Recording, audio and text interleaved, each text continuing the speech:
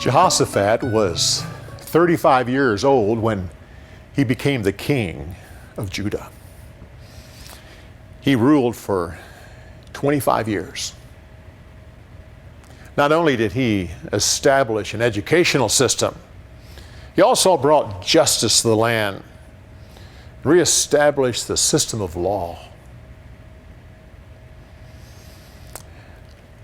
All was going well at Judah till suddenly the countries of Moab, Ammon, and Edom decide to join together and invade Judah.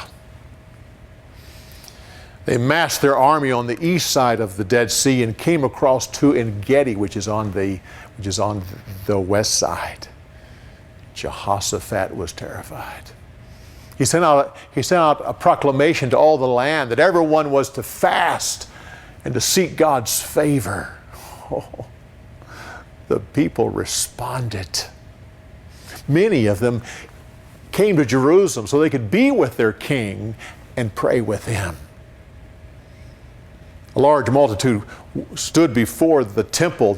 Men brought their wives and their children so that whole families were together and prayed together. Jehoshaphat stood before the people. Then he prayed to the Lord.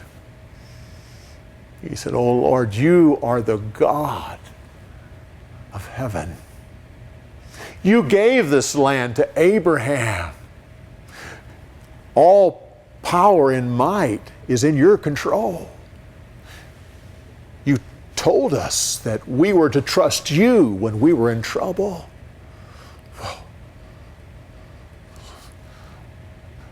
Look at the Moabites and the Ammonites.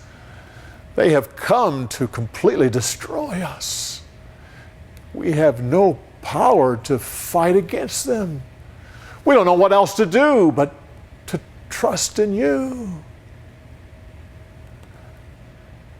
Suddenly a prophet, the Spirit of God came on a prophet. He stood up and said, "Hear what God says to you. Don't be afraid of this vast multitude. This battle's not yours, but mine. Tomorrow, go out to meet them. You'll see them coming, but you won't have to fight against them. Go position yourself against them, but stand still and see the salvation of the Lord. Don't be afraid. I am with you." Jehoshaphat fell down and put his face to the ground. So did everybody else. Suddenly the Levites jumped up and started praising God with a loud voice. Early the next morning, the men got up and went into battle. Jehoshaphat encouraged them. He says, "Believe in the Lord, and He will give you success." The king put the singers in front of the army. They started singing, "Praise be unto God, and give thanks to the Lord, for His love is everlasting." The people shouted praises to God. Suddenly the enemy, hearing this, were confused. The Moabites and the Ammonites turned against the Edomites and started killing them. They totally annihilated them. And then they turned on each other and fought until every man on the battlefield was dead. When Judah finally arrived on the battlefield, they found nothing but corpses. The king told the people to go and take anything of value off the dead bodies. Well, for some reason, the enemy had brought a lot of valuables with them to fight this war.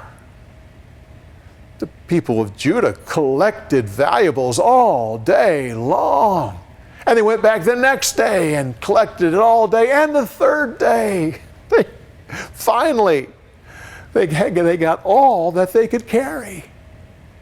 So on the fourth day, they just set that aside to praise God and give thanks to Him. Then they marched back into Jerusalem with Jehoshaphat in the lead. Everyone went back to the temple, where once again they gave praise to God and thanksgiving for what He had done. News of this spread through all the surrounding country so that nobody wanted to go to war against Jehoshaphat. And so there was peace as long as he lived. And everything in Judah was once again quiet.